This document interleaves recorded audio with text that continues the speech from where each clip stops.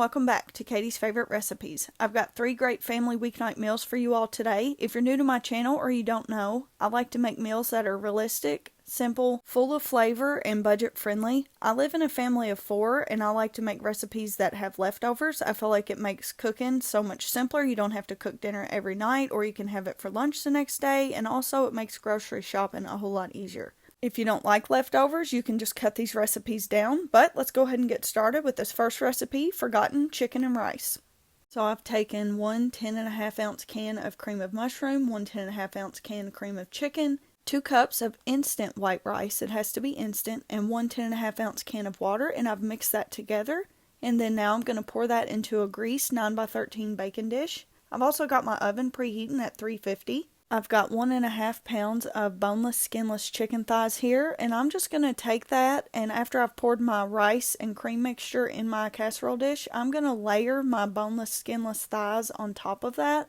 And I'm just going to straighten them out a little bit so they won't be rolled up and they'll cook evenly. But I'm just going to layer those on top of this rice mixture. And then once we finish doing that, I'm going to take some Kinder's roast chicken seasoning and I'm going to go over top of my chicken and just sprinkle it around on that evenly. This is optional, but it does give this dish some pretty good flavor. After I sprinkle that on there, I'm also going to go in with 1 envelope of onion soup mix. That is optional as well. You can use any seasonings on this that you want. This onion soup mix packet has lots of flavor, and it does have a little bit of a strong flavor. It's like a beefy, oniony flavor, so if you're not looking for that, then feel free to just use whatever seasonings you want that you have on hand that you like. Anything would be good on this, but go ahead and just season that up, cover it tightly with foil, and bake this in the oven at 350 for about an hour to an hour and a half until your chicken is fully cooked all the way through and your rice is done and tender. And then that's it. This is ready to serve. This is such a simple weeknight meal and it was so good. It does take a little bit longer to cook. You could always turn your oven up just a little bit if you wanted to, but just make sure that you really watch it if you do.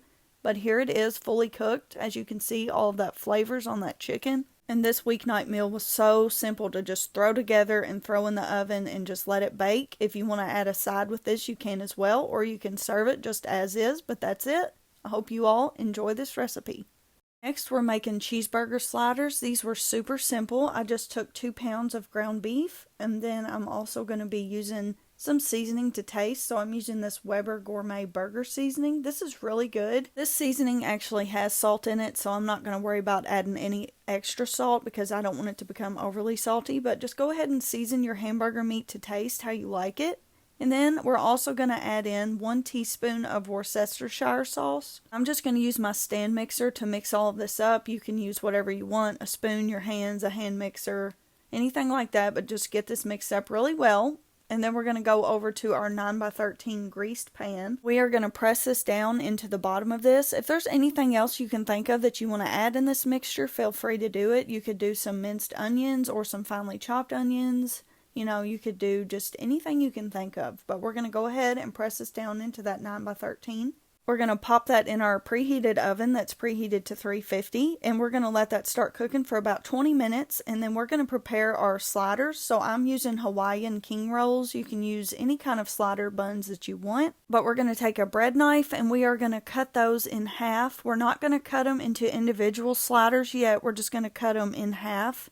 And once we do that, we are going to go ahead and take our meat out of the oven. Go ahead and drain that excess grease off of your meat. And then we're going to go ahead and put that on our slider buns. They gave me a pack of 24, but I only used about 15 of them. You can get away with using 12, but I just went ahead and used 15. So once I got my extra buns pulled off, I'm going to go ahead and take my Velveeta slices and I'm going to open those up and layer about 6 of those cheese slices onto my meat. You can use any kind of cheese that you want, but I just did the American. And then once we get that on there, we're going to go ahead and take our buns and put the tops back on it. Then we're going to take about a half a stick of butter and we're going to melt that in the microwave. And you can season this if you want and add garlic powder, sesame seeds, things like that. But I'm just doing butter.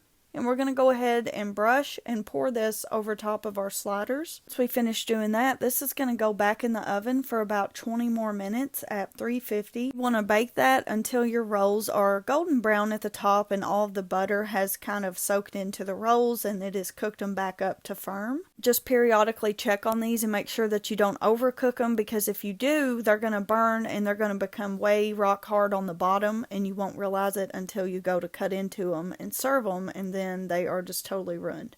So once you finish that, go ahead and just cut these up into little squares. And then that's it. These are ready to serve. You can dress them up with whatever you like and serve them with any side you can think of. I served ours with mac and cheese. I hope you all enjoy. Lastly, we're going to be making a Cheddar Bay chicken casserole. So I've took 1 stick of butter and I've melted that and I poured it into the bottom of my 9x13 pan. Your butter might set back up a little bit, but if it does, that's okay. It's going to melt in the oven when you bake this. I have 1 rotisserie chicken that I got from the deli at the store, and I have just taken it off the bone and shredded it, and I'm just going to put that into the bottom of this.